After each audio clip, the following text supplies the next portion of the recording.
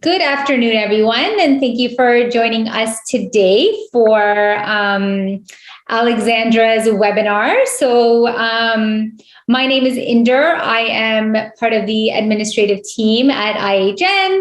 I do things like, prepare students for their field trips, as well as holistic food preparation courses, and so much more.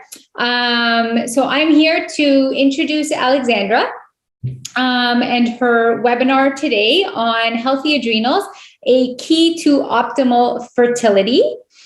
This webinar today is a snapshot of Alexandra's upcoming continuing education course, Naturally Designed Pregnancy and Early Childhood.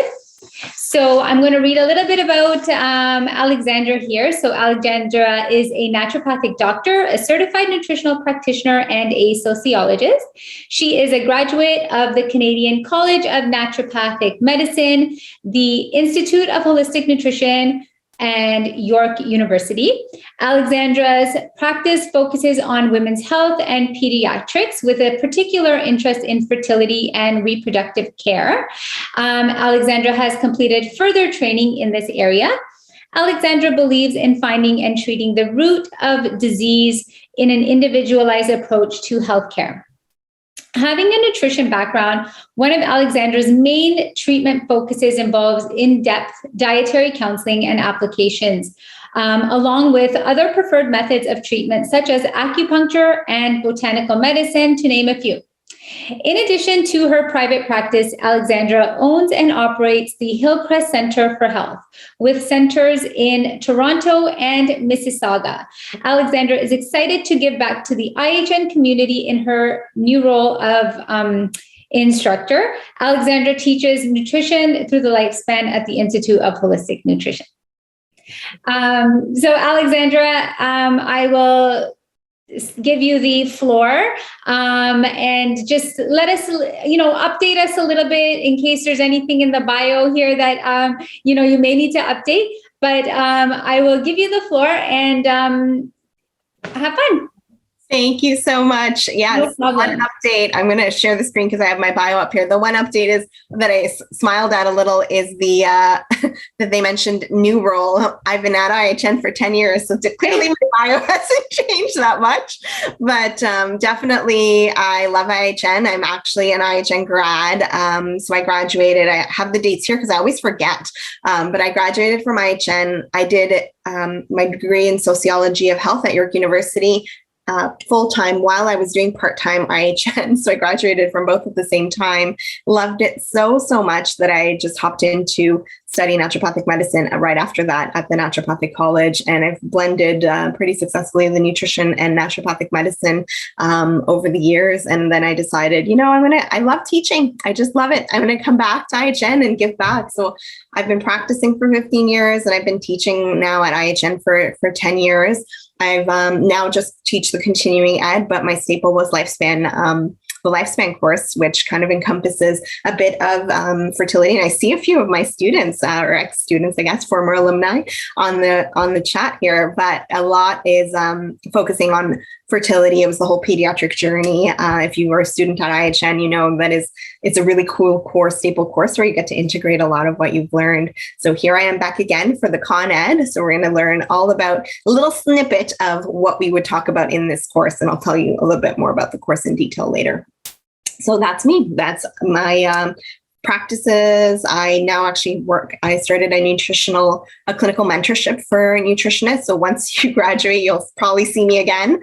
So I've been working pretty closely and we're going to be launching a co-op program as well. Julia will send details in the future. So my focus is parental health, parental burnout, pediatrics, fertility, all hormone related. Hence I'm teaching this course today. So you'll get a little snippet about how the adrenals impact our fertility journey. All right. And if there are any questions, please pop them into the chat. Just to keep the flow going, we'll answer questions at the end unless there is something very quick and short that I can just clarify about what I've spoken, but I'm not ignoring you. Please just hold your question or just type the questions into the chat and I'll scroll through and look for them at the end. Speaking of which, let me open the chat box here. And I will send out, I believe to Inder, the slide sheet or slide deck or handout as well, because I know in the past we've shared that as well after the talk. So, and you don't mind, Inder, if I send that to you? Yes, definitely. Yes. Perfect. Thank you so much. You're very welcome. All right. So let me shrink myself down and move myself out of the way here. Here we go. Perfect. Awesome. Aw, thanks, Malvina. So sweet. You were a great student too. All right, guys. So we're going to talk about the adrenals, one of my favorite subjects. These little undercredited glands really, we owe a lot to them for keeping us going through the years, through a pandemic, through school, through children, through everything. So we are going to have an homage to the adrenals today. Oh, and I just put up my Instagram and Facebook links as well, if you want to follow me or learn more, and I'll share more course details there.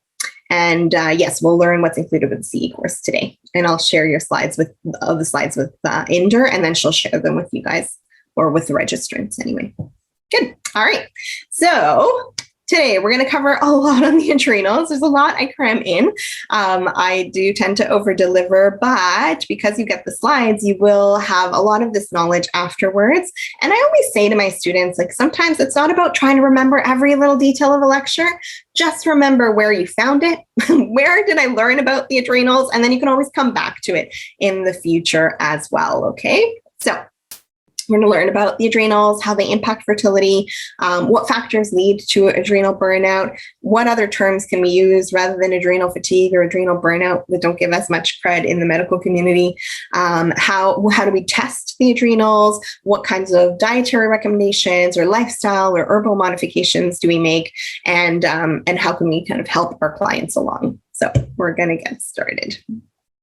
So what are the adrenals? A little refresher. So they're two tiny little pyramid glands. And I always go like this with clients, because then they remember what I'm speaking about when I mention the adrenals. It's like I'm visually cueing them. The adrenals, little pyramid glands right on our kidneys, and they're responsible for survival. So there are energy hormones. They provide the cortisol, which is the long-term stress hormone, the adrenaline, which is that short-term stress hormone to just get us out of sticky situations.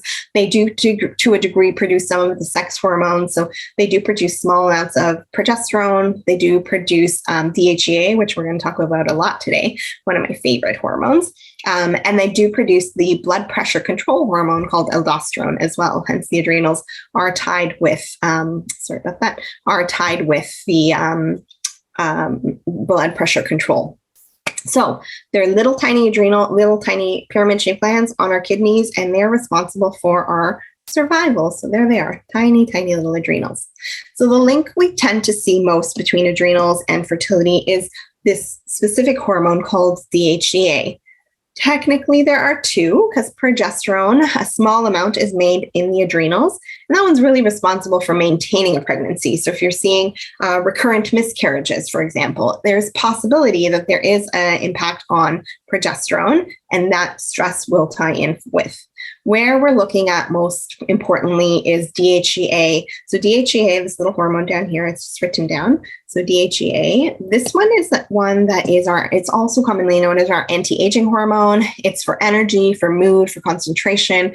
It's kind of our vitality hormone, but it's the parent also to testosterone. It is made in those little adrenal glands, so in the stress glands, and it protects fertility. So it protects against your eggs aging over time. So there actually have been some clinical trials now linking DHEA with what we call, or lack of DHEA with what we call diminished ovarian reserve. Again, it's on the slides here, but diminished ovarian reserve. So this is where your fertility, or your eggs, which you're born with, start to age over time. So, I mean, the eggs we're born with, that's all we've got as women. It's not like males where you can make sperm on a daily basis. Those are the eggs we've got. And if you've had it's mostly free radicals. So a lot of free radical damage, poor diet, alcohol, drugs, dehydration, etc. If you've had a lot of free radicals and damage over time to the eggs, we do tend to see that ovarian reserve or the potential for fertility actually start to come down. But one of the things that protects our fertility or protects the age of the eggs is that anti-aging hormone called DHEA. Very, very important. Some fertility clinics that I work with actually will automatically start women on DHEA. Not that I totally agree with that either, but they'll automatically start women on DHEA, the hormone, to try to extend, anyone over 35, to try to extend the life of their eggs. What I rather would have is, let's test, see where your DHEA is at. And instead of band-aiding you with a hormone, why don't we understand, why is the adrenal not making it? Why aren't we fixing that problem? So that's what I'm going to teach you today, is how are we going to help support those little adrenals from just wear and tear of, again, stress over time. So what types of things stress the adrenals? We're going to go through it, but a lot of like the aging, the genetics, the wear and tear, pandemic, studying. So all of the day-to-day, very important at making sure we're protecting these little stress glands so that our fertility maintains intact. Now, this, you don't have to, again, remember all this flow chart, just remember where you find it. So this is a steroidogenic pathway. And right down here, there's a tiny little website that says salivaryhormones.com. I'll type it into the chat. That's where you can find it. If you're in lifespan, it's in your lifespan resources. Hormones.com. There's a version of this chart in the Dutch test, which I'll talk about today. So on their website, which I will also share with you. But this is one of my favorite charts. I actually have this, if you've ever seen me teach, I have this laminated. I carry it with me. It's always in my desk when I'm practicing, because I see nutritionists a lot as patients. I pull it out and I'm always pointing to my chart and going, here's the flow, here's where this is going, and here's the domino effect or ripple effect on these hormones. You don't have to remember it. I just want you to know that, so cholesterol is the very top. It's what makes the hormones. We come down and see pregnenolone, which is the mother to all of those, the endocrine hormones here. So the adrenals and the ovaries. You see progesterone on one side, cortisol down here on the other. It's like three prongs: progesterone, cortisol, so down here in the middle. And then the top of the blue pyramid is DHEA. So three prongs: progesterone, cortisol, DHEA. So they end up competing for each other. It's like three siblings that are constantly competing for the parent's attention.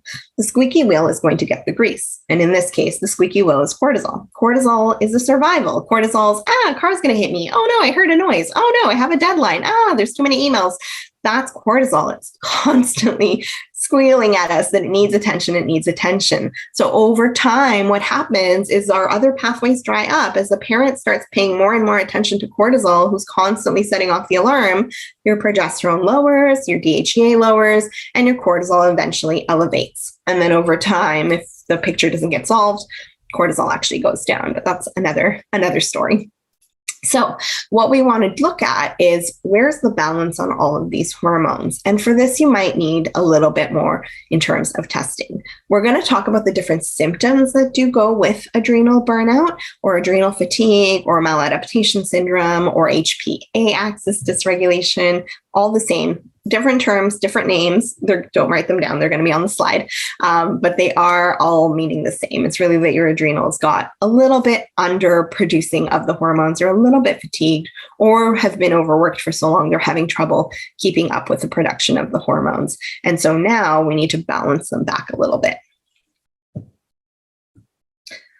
So what leads to the deterioration? We have to understand this for our individual clients, because everyone would have had a different way that led to this pathway. Namely, it's stress, but then there's little habits like not sleeping, enough, or going very late nights without sleeping.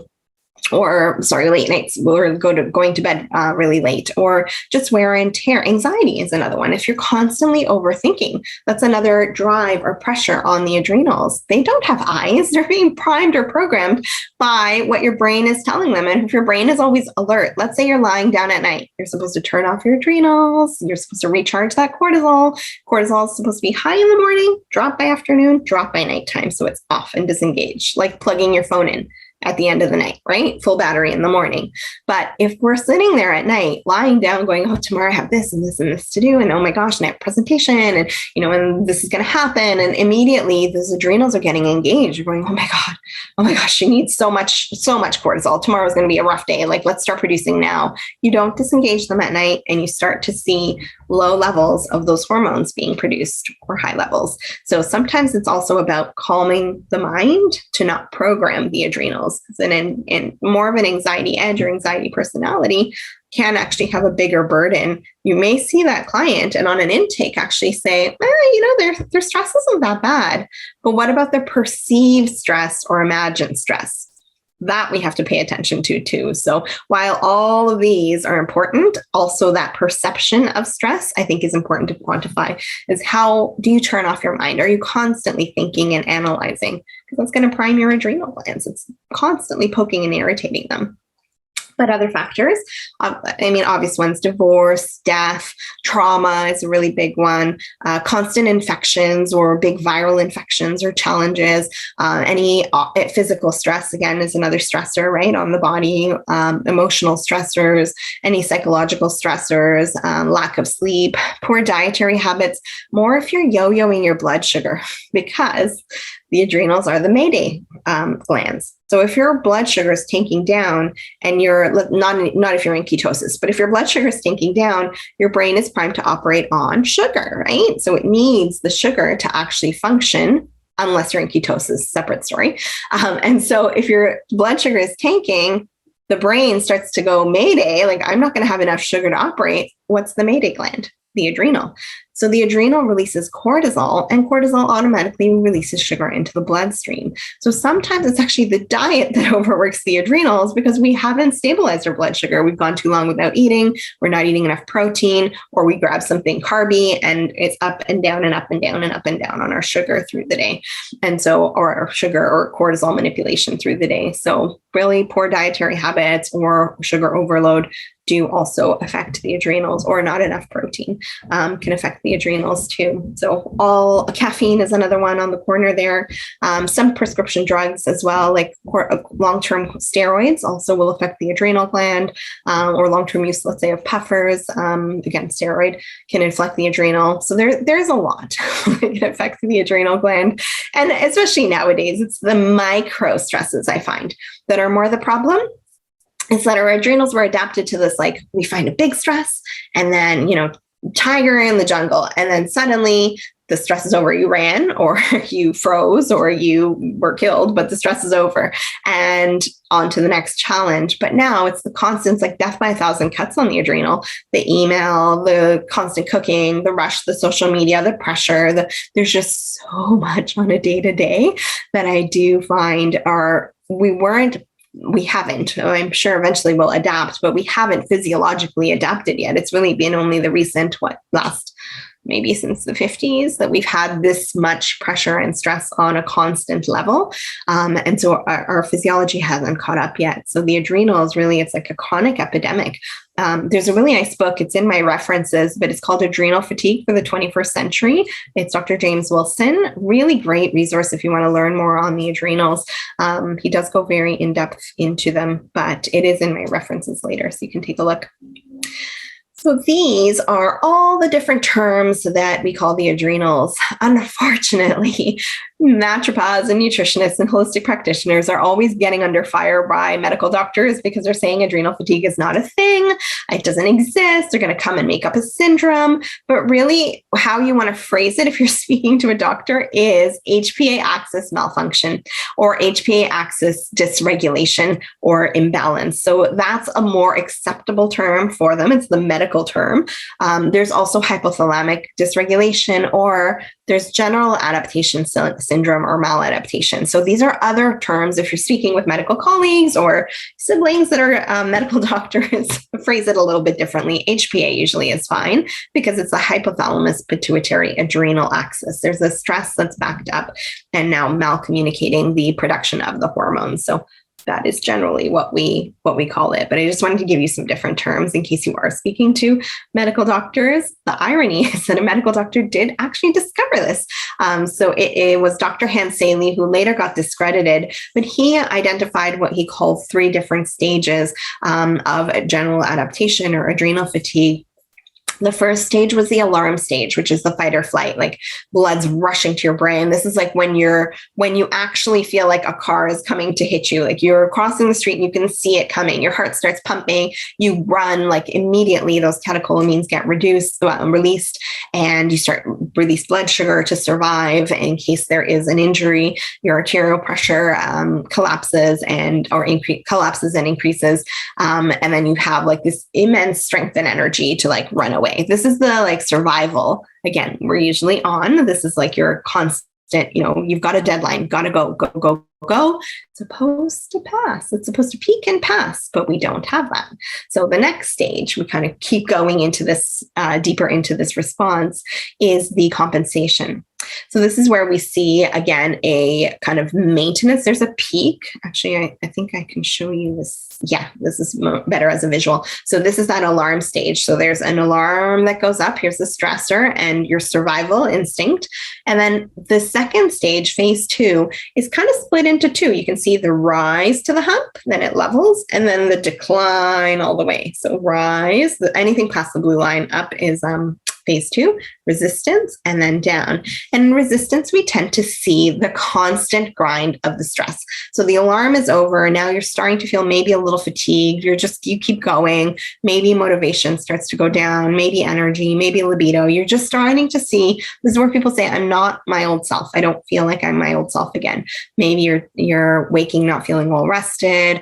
Maybe you're having an afternoon dip in energy, like at 2-3 p.m. You need coffee or a cookie, or you need to go for a run, like something to or a nap, something to wake yourself up again. And then eventually it progresses into a tired but wired feeling where it's hard to wind down at night. You scrolling through social media, you're binging on Netflix. Like a lot of people are going, yeah, this is me. So you're trying to have a hard time winding down. It's the cortisol dysregulation, because instead of your curve being high in the morning, it should be by half of what the morning is in the afternoon, and then turn off at night, it's likely low in the morning. You may still be dropping. You might still follow a normal curve, but you're dropping too much in the afternoon. Because you dropped into basically nighttime levels in the afternoon, you actually rebound and ping pong up. And by 10 p.m., let's say, your cortisol is actually curving and starting to climb a little bit higher. So we do tend to see that go.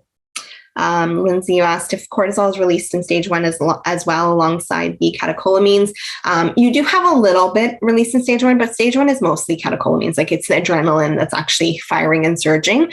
Resistance is where you start to see cortisol, where people will start to see, like, again, the yo-yoing or the craving starting, or a little bit of like the abdominal weight gain starting to see, like the cortisol, insulin resistance. Like that tends to be more of the stage 2. All right. And then we have exhaustion. So you can see exhaustion really plummets down. We should return to balance. This is what Dr. Saley had been saying, is like we just need to adapt the curve. So we bounce back. Our body has this natural resistance. But because the second phase extends for so long, we really run through our resources. I mean, to make cortisol, we need a lot of different cofactors that are needed in different areas of the body, like magnesium.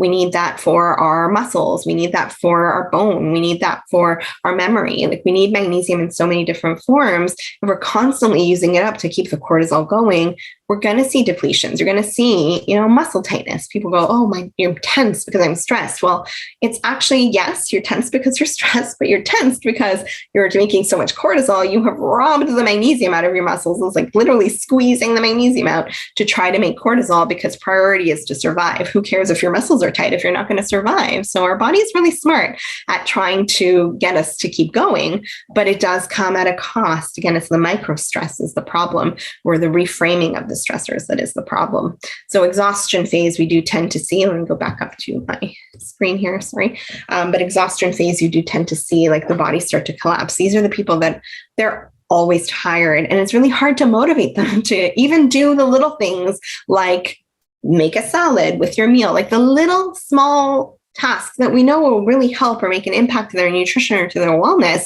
They're just so burnt out. They actually cannot keep going. So that's a category where we do need to give them a little boost in support. And we're going to talk about the herbals later, but a little bit of a boost in support to keep them motivated and keep them from totally burning out. But I would say like this is the road to burnout, and exhaustion is like flat out burnout. So we do tend to see issues. One other piece that I forgot to mention in the stage 2 or phase 2 is immune system. So we do start to see reduced immunity. We start to see our IgA, which is the little immunoglobulin that seals the GI tract. So we start to see that go down, which leads us more prone to even leaky gut, different viral infections, and dysbiosis. So there is a big connection to the gut in our stage 2 or compensation phase. So allergies, we can see yeast overgrowth, candida, chronic infections, dysbiosis. We start to see that whole picture come apart. And of course, not to mention the hormones as well. So it's not just the fertility impact of the DHEA, it's also that progesterone starts to come down, which leaves you more at risk of a miscarriage, even if you do conceive. So with that, we tend to see more of an evolution of like, if this was a stressful time, and think back to when stress, again, this biology hasn't caught up with the microstress. So stress meant stress, a plague, a war, a famine, like something deadly, where was that the best time to bring a child into the world? If there was a famine, you wouldn't even have food to give yourself. If this was a plague, I mean, the most vulnerable would die. So our biology, a super smart body, would just shut down. Like, okay, well, let's cut the progesterone. Let's pause that period because we shouldn't get pregnant right now, or pause that ovulation because we shouldn't get pregnant right now. Once the stress was over, turn that back on. Again, it's the 3 pairs: progesterone, cortisol, DHEA. So we shut down that progesterone, which meant even if you conceived, there was a miscarriage, was not a time to bring a child into the world. Now, how does that change with the microstresses? The feeling of constant can't catch up and constant overload. So this is where there's a big problem with this fertility epidemic. And in the course, we talk a lot about like, how are some ways we can restore that progesterone and restore the balance and identify it and work with other practitioners or fertility clinics. Because if this is like an area that's interesting or that interests you, there's a lot of potential to be working with a lot of these clinics. The fertility industry is really, really booming right now. The next avenue you're going to see is the egg freezing. There's one clinic now, the first egg freezing dedicated only clinic in Canada that just opened.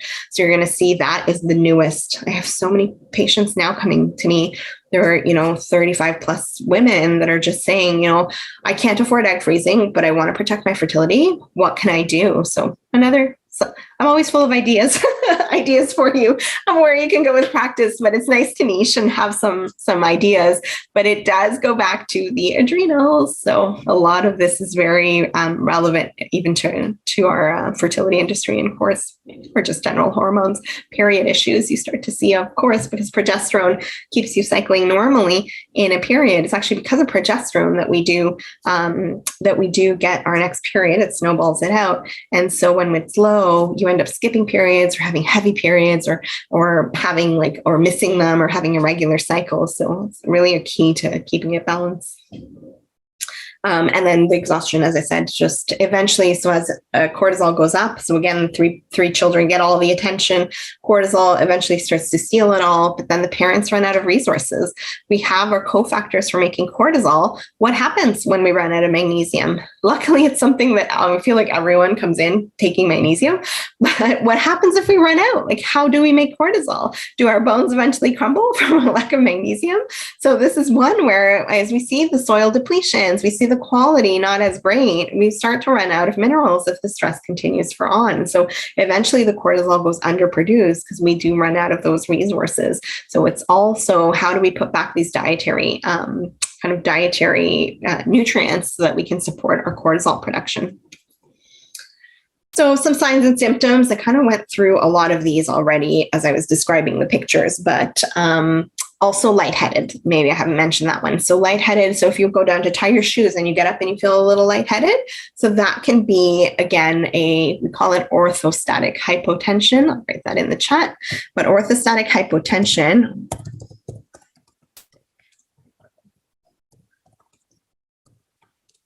is it's actually a medical test we do in office with blood pressure. So we check to see if blood pressure can adjust when rising from a laying down position. It's on the slide. I didn't have to put it in the chat. Sorry. And so with lightheadedness, if the blood pressure doesn't actually compensate in time, that's a test we have for adrenal fatigue. But that is an actual medical test. All doctors are taught in medical school. Brain fog is a very common adrenal picture, or short-term memory loss, or absent-mindedness, another very common one. The energy I mentioned, the tired but wired, needing coffee or having coffee to get you going. Caffeine is a stimulant to the adrenals. Weight gain, especially midline, like more waist or core weight gain. Libido going down is another very common one, very low libido, and very frequent infections. We tank our white blood cells, so our cortisol does suppress them. We have cravings. So the cravings are kind of general, because some people will crave the sugar or the sweet, and some people will crave the salty. But to be honest, both of those can lead back to the adrenals. So it's a little hard to just diagnose it based on a symptom. But the salt is more like the pressure. You'll find that more in the people with lower blood pressure. It's more the salty craving, because remember, the aldosterone, or the blood pressure hormone, is regulated by the adrenals.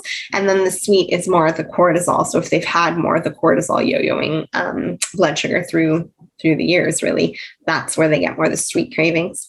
PMS symptoms, we could see mild depression, exhaustion, the one where like you're tired all the time. That's the one I see the most with like major depressive disorders, where they're just so down. Or panic attacks also come into that exhaustion stage a lot. So high anxiety can be part of that picture too. Hypoglycemia, hair loss, food allergies. So we start to see, again, many signs and symptoms of adrenal fatigue. The thing is, some of the symptoms are quite general. So that's where I would recommend testing. You could test in blood. It's not as accurate, I'll be honest, with the hormones. And there are certain limitations. So blood test, you can do DHEA fairly accurately in blood, actually. That one's pretty good. Or DHEA for childbearing years for women should be sitting around 6 to 7. Like, it's ranged out of 9.8, but it's rare to see someone so high. Too high, and you're dealing more with a polycystic ovarian syndrome picture, so PCOS, but generally too low. Again, it's adrenal malfunction. And again, because we're talking with the lens of fertility, you won't have enough of that anti-aging hormone for protection on the egg quality. So we do want to make sure that is protected and gone up. So you could test it in blood. You could test it in saliva, or you could test it in urine. The cortisol, you could test it in blood, you could test it in saliva, and you could test it in urine. But with blood, you're limited to, because it's a long-term stress hormone, it's okay. It won't change on a day-to-day, but you are limited to what hours the lab closes. So because cortisol, the best test, and salivary and urine will be able to give you this, is first thing on waking. Within 10 minutes of waking, you should be taking a cortisol sample. How is that possible unless you're right next to a lab and they take you right away? Then 2 hours after waking, that you can get to the lab. So blood tests like before 9 a.m. and then again between 2 and 5 p.m. for blood work. So that is again doable. So blood or salivary. But then the next test is right before bed or around 10 p.m. Again, very hard to do if you're going to a lab. There's nothing open at that time. So you could get blood work, but it'll only give you the 9 a.m., let's say, and the 2 to 5 p.m. 2 points on a curve that we really need to see what's happening through the whole day. But blood work generally is free if you do it, at least in Ontario where we are. If you can get the family doctor to do it, they'll cover it. Or it's relatively inexpensive, even if a naturopath was ordering it. 2 cortisols will be maybe $60 for the day. Versus the salivary, which actually has fallen a bit out of use because it costs about the same as the urinary profile, which is this test that I told you at the bottom. It's called the Dutch test. There are now new competitors to the test, but this test, you've probably seen it because a lot of nutritionists are running programs for Dutch test. And so this test maps out the whole pyramid that I showed you, the chart of all the hormones. It maps them all out. So you can actually see the domino flow of cortisol, and you can see the activation, what's happening with the pituitary. So Dutch tests are really, really helpful one. I'm going to actually just briefly show you. Here we go. Just what it looks like here. So this is just a sample report off the website, but this is what your cortisol would look like. So you're supposed to be between this high range here. So this high range up here, black line, and then this bottom black line that says low range. And then the patient value, again, waking 2 hours later, dinner time, and nighttime should be within that. So you should be highest in the morning, then drop down at night. This poor person plummets down way too low. And then you actually see her rebound up. So she picks up, this is a female, she picks up at nighttime instead of dropping down, which suggests a tired but wired. You can slightly see the curve lift off the bottom. If she hugged the bottom, she should stay on the bottom. She's lifting off. So really cool test. We learn all about it in the course. Sorry to plug the course, but it's a free talk, so I can plug my course. I just love it. It's so fun. But we learn all about the Dutch and how to interpret it. But the cortisol value, I find really, really beneficial to see a curve. If we just had these 2 points through the day, which is all that blood work would have given us, we wouldn't have been able to see the full pattern. So it is helpful. It is not covered through OHIP though, and it is through OHIP in Ontario. You can order it as a nutritionist. You can set up an account with the company directly. So it's Dutch Test. DutchTest.com is the website. So you can set up directly with them. And then you can also, I think it costs though I think wholesale for nutritionists is cheaper than naturopaths. I believe it is about $300, but don't totally quote me on that. Set up an account and find out. But it is a lot more expensive than the blood work, so it's not as popular to do. But I do find it is one of the best tests on the market. There is a newer competitor you might want to look into, and it is called the HUMAP. It's from Doctor's Data. And Doctor's Data. In it right now, they do have a sale till the end of the year, but you do have to have graduated already as a nutritionist, like graduated from IHN. Or any of the nutrition schools, I believe, to set up an account. But the HUMAP from Doctor's Data, same thing. It tests out all of the hormones. So very helpful because it'll tell you what DHEA is. It'll tell you what your progesterone is. It'll tell you what your cortisol is. And it does give you a really solid interpretation report at the end of it as well. So I do find sometimes, or a lot of the time, testing is better than guessing because the pictures vary and there's overlap with each phase. We do want to be sure we are treating the right thing for the clients. So I do think testing is really worth it, especially in a fertility aspect where we don't, they're already plugging money into their fertility. If their options are going to be the conventional route, which is thousands of dollars out of pocket, or you provide more of a service because you're fixing a problem. You're not just band-aiding it. Marissa, you were asking, will a GP test for it? A GP would test for cortisol with convincing. They don't love to because they say, okay, well, you're stressed. What are we going to do about it? And they, to be fair, what are they going to do about it? But usually if another practitioner is asking and they know it's going to be taken care of by someone else, they'll run it. But they are able to run tests, the blood work, just not the urinary or salivary. They're not allowed to do that one. Is there an at-home test that can cover all 4 points of the day? Yes, that's the Dutch test and the HUMAP that I wrote there. So both of those, or there's salivary tests also from Doctor's Data. But to be honest, they cost about the same, and this one gives you way more data. So I'd stick with these. Yeah, good. But these are at home. This is urinary, so you're just peeing on little strips through the day. You're welcome. All right, so that's testing. So blood, urine, or salivary. I really do prefer the urine because it gives you so much, and I should have said at the beginning, I have no conflict of interest in any of this short of like the mentorship that I run. I'm not affiliated with any company, any test, any other than IHN. Conflict of interest there. I am a teacher, but I don't get anything from the Dutch. I really do like the data that the test gives you. It gives us a really deep root cause, and it makes our job easier. We're not guessing like, oh, I think you need an adrenal. Like, I think you need to lift your cortisol, not drop your high cortisol. it's there for me. So I'm pretty sure I know exactly what I'm going to be doing with that patient, and you're going to see a benefit. Whereas otherwise you spend the money anyway when you're trialing and erroring different supplements. So I like evidence. The more evidence I can get, the better. I don't like guessing or wasting people's time. Okay, so 3-part plan. How are we now going to reset these adrenals? So part 1, lifestyle. Like, we can't just jump to the fancy stuff. If someone hasn't had their foundations in play, yes, okay, the adaptogen herbs will help. They're beautiful. They'll give you energy. They'll restore you. But if we haven't fixed the problem of the overthinking, if we haven't fixed the constant drain of the stress or the day-to-day, or the release of the energy that they've built up through the day, they're going to end up back up in your room another maybe year or 2 years down the road. So we want to make sure we're addressing the lifestyle.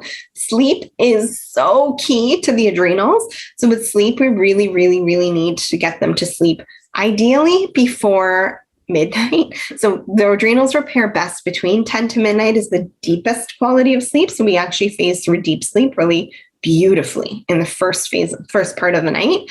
And that's where the adrenals repair. So I always tell patients, like, it's literally like not plugging your phone in at night. You for sure, all of you are plugging your phone in to make sure you have a full battery. Why aren't we doing that to our bodies? So we really need that unplug time, or plug-in time, I suppose, to get deeper into sleep, to reset the adrenals so they have a fresh high level of cortisol for the next day. So sleep, ideally between 10 to midnight is the range. This is where it becomes a negotiation. Okay, can you give me 11:30? Okay, can you give me 11:15? Like, you'll start to negotiate it in your plans, but the earlier the better for the adrenals. And sleep hygiene is important too. So make sure you're assessing their sleep habits. Exercise.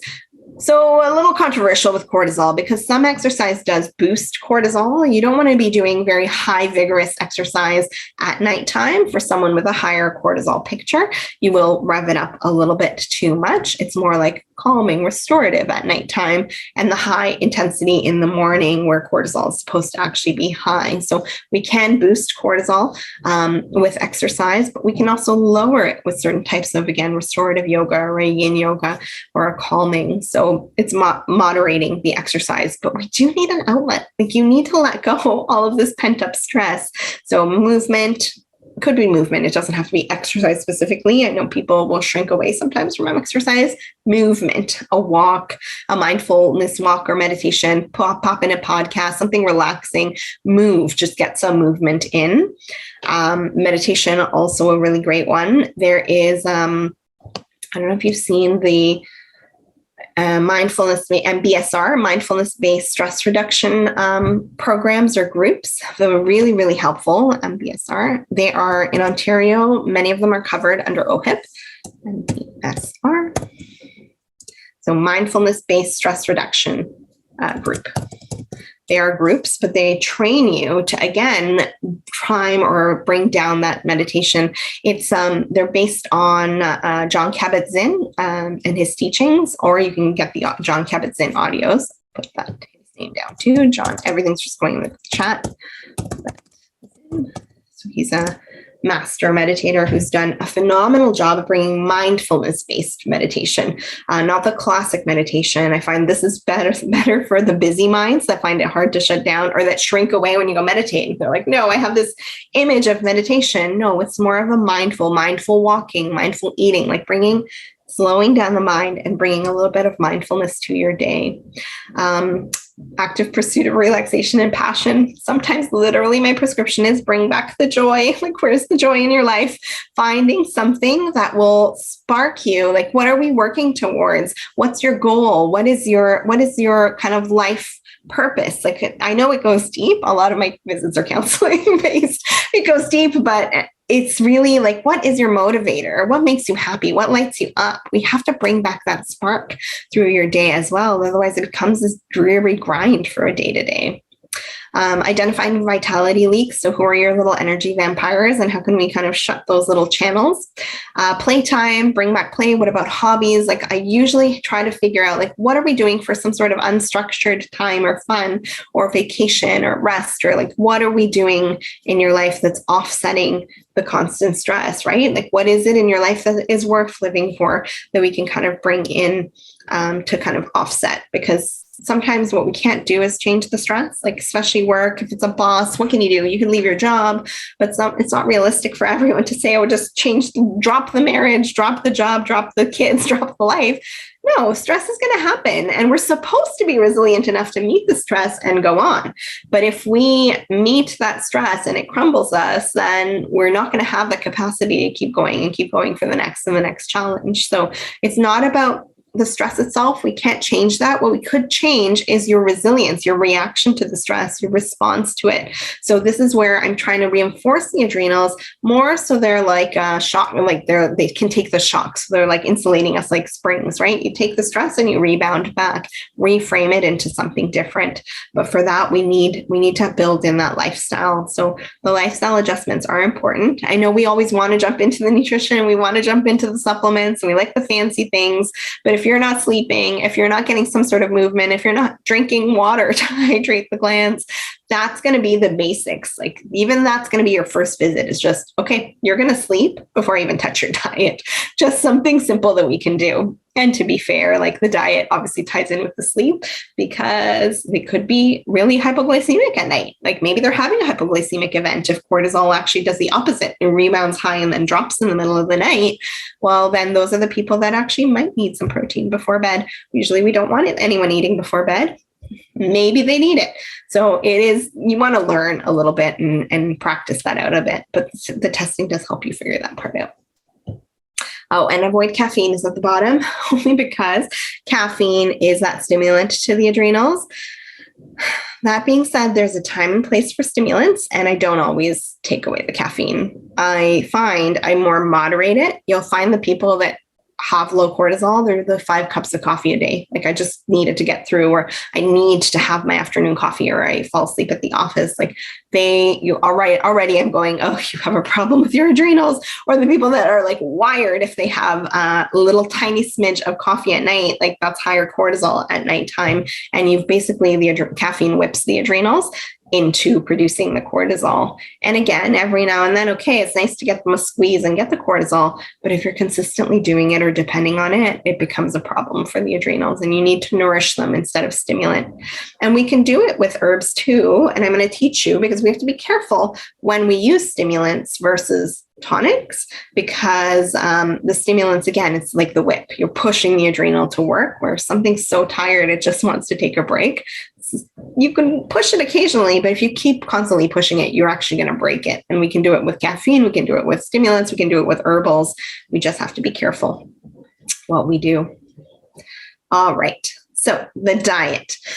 So actually, if I had to summarize, it's all about protein for the adrenals. Even if you just remember this one thing about diet and the adrenals, it's all about stabilizing the blood sugar through the day. It's not always about protein. So stabilizing through the day, which could mean protein, making sure every 3-4 hours you're having some sort of protein, or that you're loading enough if you want to eat 3 clean meals through the day, that you're loading enough protein at the meals to kind of balance you out. And protein, you're still aiming for, the calculation was the 1.1 grams per kilo of body weight. I'm going to write it in the chat, grams per kilo. So for adrenal fatigue, it's 1.1 grams per kilo of body weight per kilo.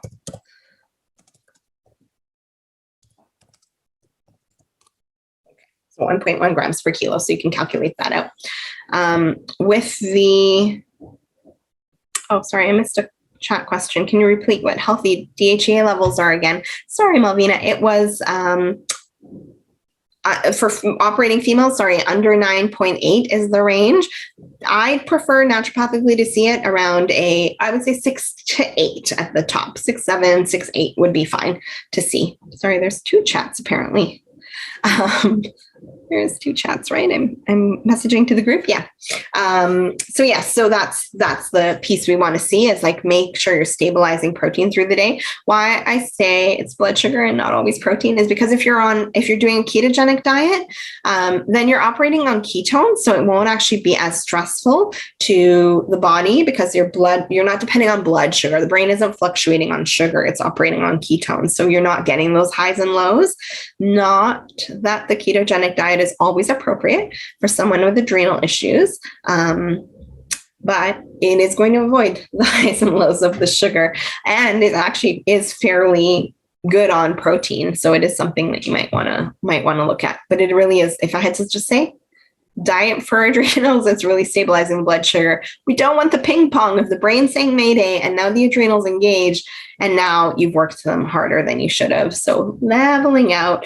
Also with the adrenals over time, why people end up with a little abdominal weight gain, or belly fat or stress fat, is like the trend is now, it's because of insulin resistance. It is the yo-yoing of the blood sugar, and now insulin going up and down and up and down, the body going, I don't know what you want. It's like turning on and off a switch, on and off, on and off, on and off. You're going to blow the fuse. And so that's what typically happens, and why we start to see that abdominal weight gain or fat accumulate with that cortisol, insulin resistance piece or picture. So it really is about cleaning up the carbs. So first we stabilize the protein, then it would be cleaning up the carbohydrates a little bit. Any simple carbs, like try to wipe them out. Sugar, obviously, try to wipe out, and then watch with moderation the caffeine. If you're going to have caffeine, it would be morning, and try to like moderate it through the day. But that's the key. And then the bedtime, I would say generally still, I would stick to like, don't eat ideally 3 hours before bedtime. But if someone does have cortisol that yo-yos through the day, the only way to really find that out, through the night. The only way to find that out is blood sugar monitor, the continuous glucose monitors that you probably have seen. They're super trendy. Did a talk on that one recently, and I'll probably run it again at some point, but just trying to learn a little bit about like, what does your sugar do through the nighttime? Because it really does impact cortisol. And I've caught a few clients where their blood sugar drops down at night and then rebounds really high, but it's the downward drop that we see from an earlier cortisol. So the next avenue of biohack is the CGMs, or continuous blood glucose monitors. But those people that you do see blood sugar drop at night, they would benefit from a protein snack, like a teaspoon of almond butter, let's call it, like maybe half a teaspoon to a teaspoon of almond butter, maybe like 30 minutes before bed, just to slow or time release that protein at night. So I'm like pretty individualized in my plans. I don't always stick to like, this is the diet for the adrenals, but you may need a bedtime snack. You may not. You may need to cut it out depending on what else is saying. 1.2 grams, did you say? 1.1. Yeah, I mean, you could do 1.2, but I'd say 1.1 is still good. Grams per kilogram of body weight. Yes. Okay. All right, part 3. So once you've got the diet, and of course, I didn't mention like vegetables, but obviously leafy greens, like lots of really actually dark leafy greens, because we're looking for magnesium in particular, magnesium, zinc. I always have to remember magnesium. It's on my front slide, but magnesium, zinc, B5, B6, and vitamin C are the 5 cofactors to make cortisol. Don't worry. Don't write it down. It's on the slide next, or in a few slides. But those are the ones that we tend to want to look for nutritionally when we're putting a diet plan together. Also, it's like, okay, what are foods rich in magnesium? Or do you need some magnesium supplementation before bed, depending on how high the stress is at that point in time? Looking at, the vitamin C in terms of like, okay, do you have split vitamin C? We eliminate every 4 hours. We're peeing it out. So like, are you building in vitamin C rich foods through the day, not just all at one meal? And people have vegetables at dinner and then nothing else. Are you building in like, peppers with hummus? Or do you have a salad built in through the day? Or do you have some berries for breakfast? Like, how are we staggering it so you're getting a constant refresh on your vitamin C? B5 and 6 are usually more the carbs, like it's the whole grains that you're going to be getting them from. And then zinc, milk, which is super important for the adrenals, actually for many hormone pathways, but super important for the adrenals. We do tend to see, again, more like the pumpkin seeds would be higher in zinc. So maybe working those more into your plans, but it is the nutrient cofactors. It was the next slide. So these are the nutrient cofactors. So you're aiming for them, preferably in diet first. I'm always about like, can we get into the diet first? And then if not, the overflow you can pull in a supplement. But I do tend to try to be a minimalist when it comes to supplementation. There's a time and place for it for sure. So these are the cofactors, and it would explain, right? So I mentioned the magnesium and the tightness. Well, vitamin C and zinc are immune system. So what happens when people start to get stressed all the time is they start to get sick very easily because vitamin C and zinc start to tack down. B6, you can't burn fat without a carbohydrate flame. And that B6, you need to actually be able to burn that fat. So the goal for the nutrition is here. Now, mind you, this is diet plus. So diet plus supplementation. So you should be daily total, let's call it about 25 milligrams of the B5. But then what you want to work backwards is look at like how much was in the diet. So quantify it with like, any of the diet softwares like FitDay, whatever you use, and then add on, okay, here's how much B6. Let's say B6 in your diet was 10 milligrams. Okay, then I only have to add in another 15 or 40, depending on what dose you're trying to get to. But these are the cofactors. So dietary sources are important here. And actually, some of the supplements have them. If you've ever picked up an adrenal supplement and wondered, like, why specifically these? Now, they specifically will put these back into the adrenal supports because they know as the adrenal support, I'm teaching you to produce more cortisol. Where are you going to make it from if you don't actually have the resources? So that's why they put in the resources. It's like the workers to build the hormone. All right. Then we have our herbals. So the herbals are adaptogens. So adaptogens are herbs that help you adapt to a stressful environment. So you're trying to survive through a stressful environment. And so with your adaptogens, there's two classes. There's stimulants, which will rev the adrenal and really pick up that energy beautifully. But they need to be paired with tonics or used short term, or they will deplete your gland if they're constantly pushing. And then there's the tonics, which are more repair. So there's boost and repair. I like a blend of the two, although I don't always use the boost. Sometimes I will just use the repair. Magnesium bisglycinate, yes, Lindsay, that is my favorite form, especially for the adrenals. Magnesium bisglycinate would be great. Oh, and Malvina, same question. So magnesium. Vitamin C, I would say, so I still with the vitamin C, I try for food-based. If not, you can actually just do, even liposomal is really great. But if you can't do the liposomal vitamin C, then I would just do like a plain, even ascorbic acid, citric acid. Like you really don't need to get fancy on your vitamin C. But the magnesium, I do prefer bisglycinate. So the tonics and the stimulants. So the stimulants tend to be more heating, like they're more very warming constitutionally as the herbs. So you want to be careful for like type A people that are really, you'll feel their heat and energy. They're like, wow, they just come into your office and they have a lot of intensity and they're very rigid. That's not a person you want to give a heating constitutional adrenal to. So holy basil, maca, Panax, licorice, caffeine, they tend to be more like even the testosterone boosters. You'll see a lot like they'll rev the system, and testosterone boosters, especially for women, maca has been reported to be, it's not as great as we think it is in boosting testosterone, but it's because of the DHEA. Remember the third one I said was the blue pyramid, the parent. DHEA was the parent to the androgens. That's how women make testosterone. So it's a really important one to boost up. Oh, no worries, Nicole. I'm glad you enjoyed it. You can catch the recording. And so this one, again, very energetically heating. So be careful for those hot constitutions. Licorice root, I just wanted to put on here, has a little caution.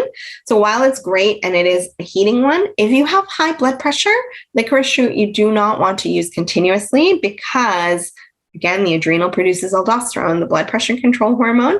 This one prevents the breakdown, so it can actually rise blood pressure done over long periods of time. The flip side to that is that a lot of adrenal pictures come from very low blood pressure. Beautiful use of the herb. If you ever see adrenal fatigue, low blood pressure, licorice is the one that you want to do. And then the tonics. So we have our ashwagandha, rhodiola, Siberian ginseng or eleuthero, cordyceps, reishi, agaricus, and Cotinopsis. Beautiful, beautiful at nourishing and healing the adrenal gland. Adrenals are a bit of a long game. It does take 2 to 3 months to like see the full turnaround. So prepare to take these for a little bit longer, like now till Christmas, basically. You're going to be taking your adrenals or putting someone on adrenals, but it does, you do notice an effect about 2 weeks in.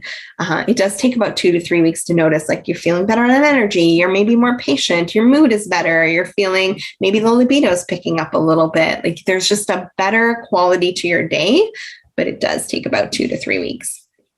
I just wanted to throw this up to highlight rhodiola, my very, very, very favorite. I feel like she's my little plant ally.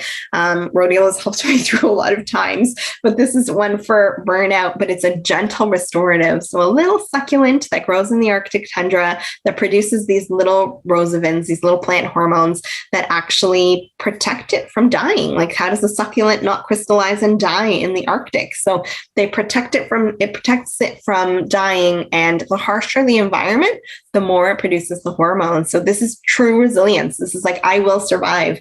And I find with the goosebumps with my little rhodiola, but I find this is what, especially for women, I find it really embodies. It's like that strength, that resilience, that core. And you don't need too much of it. Usually about a 200 of rhodiola really work. No worries, Aura, really work. And then I do find it's the newer research actually for depression and anxiety. They've done separate trials and found it actually worked really well for both. So I do find it works nicely. Ashwagandha is another one I also love, not as much as rhodiola, but it works really well more for if you have adrenal issues and thyroid imbalance. So those two actually work together really nicely. So I do find that actually is a really lovely like exhaustion phase. It really brings you back, especially if you've had long periods of illness or long periods of stress. It's just kind of a return to normal function. And this one works beautifully at boosting DHEA. Really good, solid clinical trials showing ashwagandha helping with DHEA levels. I put a general, like, here's how you would dose these herbs, either as a tea, because you can use a tea, or as a tincture, or as a powder, or as a capsule. The powder, mostly maca, ashwagandha, and rhodiola would be the three more palatable, I guess, as powders, or the mushrooms. You've seen a lot of like the mushroom hot chocolates coming out. So the mushrooms are fine to do as a powder too. My preference generally is tincture because a lot of these are roots, which means you have to simmer them for periods of time. And someone in a burnout mode doesn't really have time for the self-care to simmer for the most part, or the memory capacity. Remember, brain fog is an issue with the adrenals. So the tinctures are easy. You can throw them in. And there's a lot of different combinations on the market that are tinctures. Like there's a St. Francis stress tea, STREST, stressed, that actually works really nicely as a tincture. Or I have a couple of capsules as well that I've listed out here for you. No problem, Malvina. Thank you, guys. I know it's back to school and people are picking up their kids, but you'll catch it on the recording and keep going. So these are some of the capsules. So these are the Adrenal sap. I've put the links here so you can go in and look at the different products. But what I wanted to give you was like a little cheat sheet on like, is it for what phase of the picture and what does it do? So this one's actually good for an exhaustion level. You can still use it in phase 2 for resistance, but it has a blend of stimulants to pick up the energy fairly quickly, but also does have some of the tonics to repair the adrenal. And it has those 5 cofactors I mentioned for cortisol all built into one. So it is one of my favorites for adrenals. You can get it in regular or licorice free. And so if you have someone with high blood pressure, just take the licorice free one and they should be totally fine. It's harder to find adrenal support without licorice. So this one is a really nice one to kind of lift. I've given you the dose here. So the capsule, 1 to 2 capsules 2 times a day. What is important for any adaptogen that does have a stimulant or like a high energy boost is don't take it after 5, because the cortisol curve is supposed to be high in the daytime and then lowers for night. So if you boosted their cortisol at night, you're going to have a problem with insomnia. So boost it only in the daytime, so not after 5. Douglas Labs has one too. So I tried to give you different options depending on where you were and what or what company preference you like.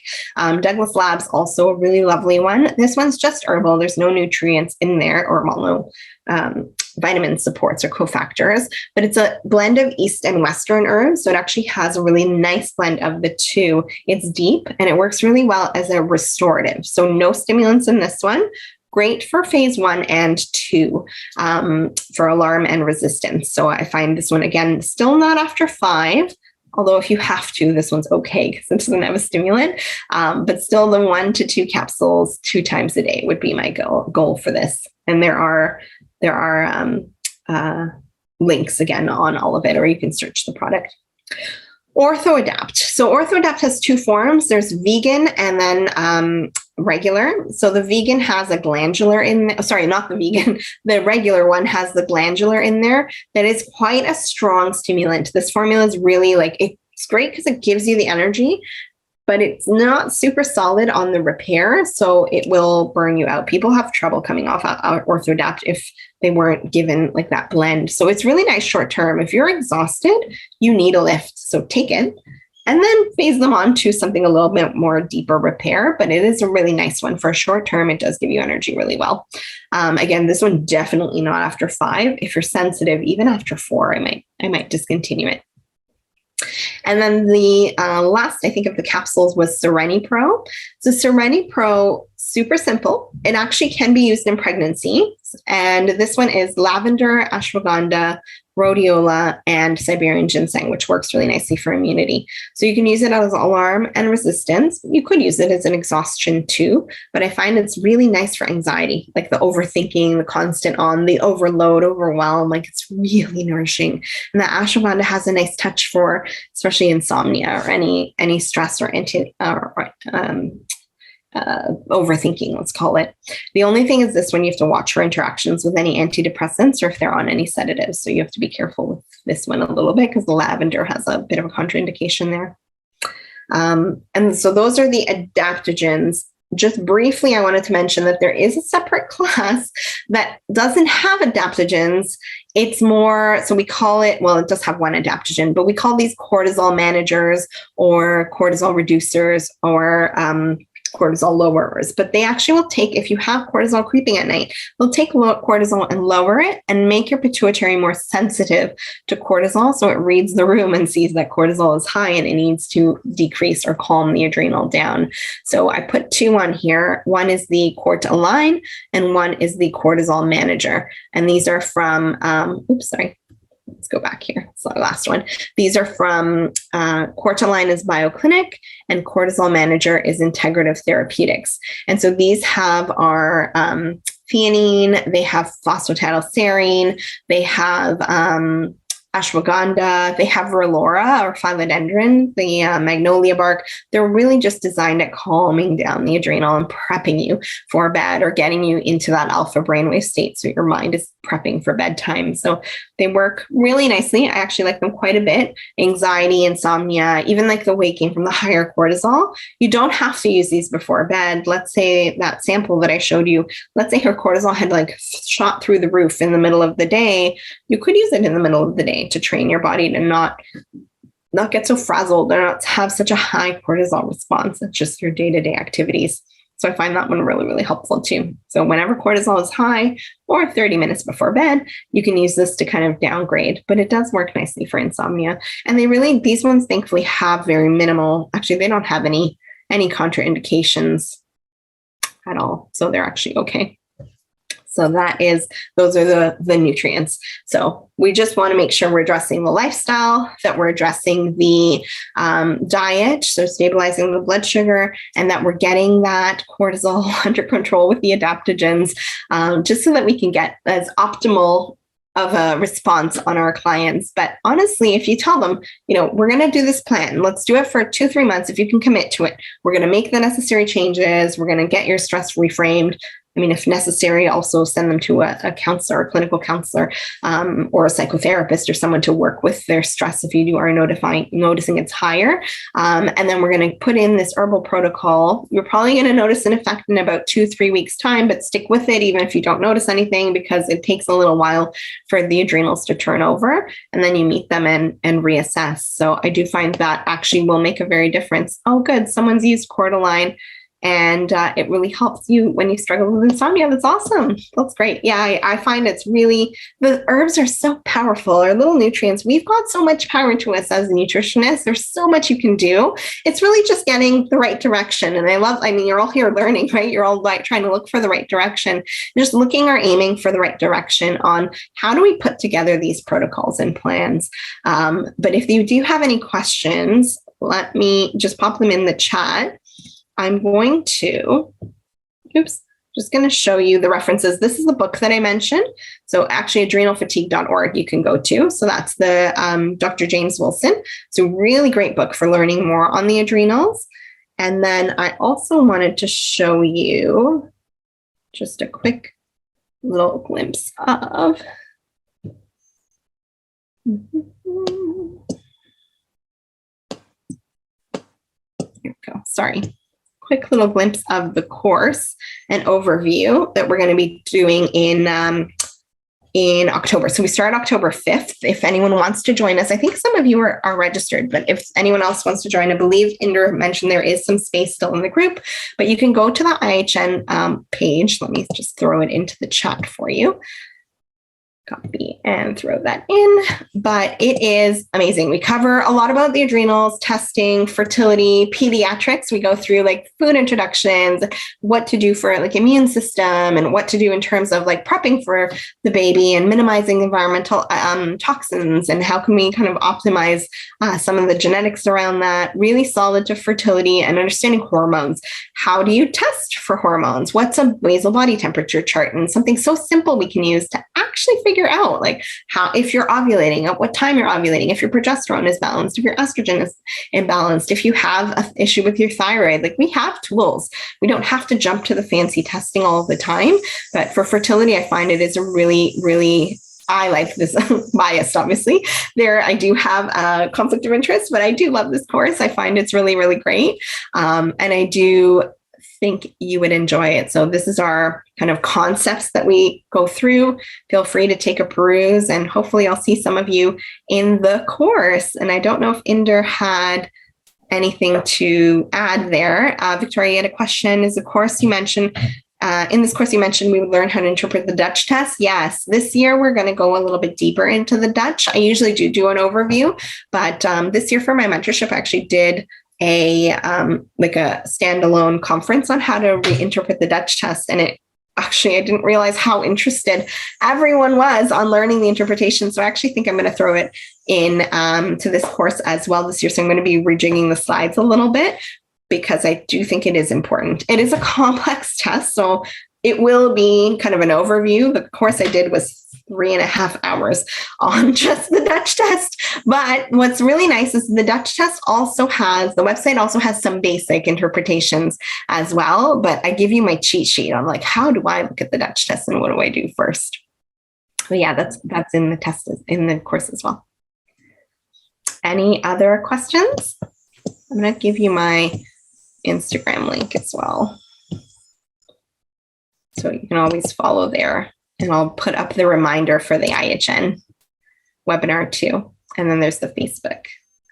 I don't know. Did Inder leave us? Maybe she left us. So I think. Oh, I'm here. Oh, you're there? Okay. Yeah. Oh, maybe I just didn't expand you.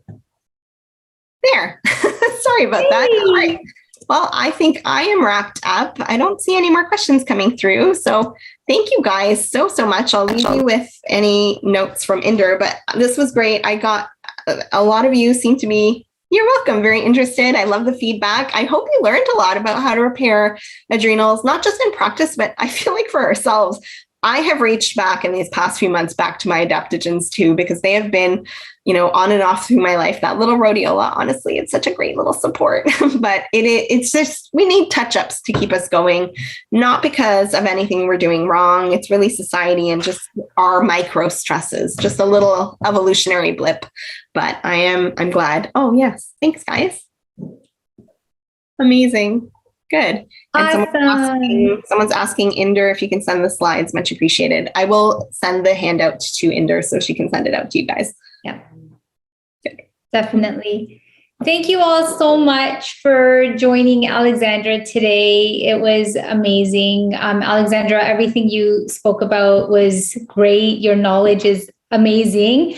Alexandra teaches one of our most popular continuing education courses. She's one of our beloved, faculty members. So we're so happy to have you. That's it. So I will send out the slides to all of you that have been here today. And we can go from there. You can see, just like Alexandra showed you on our website about her Con Ed course, you can also call us at the campuses and if you want more information. Perfect. Thank you so much, everyone, and have a great day. Nice to see you again, Inder. You too, Alexandra. Bye. Bye.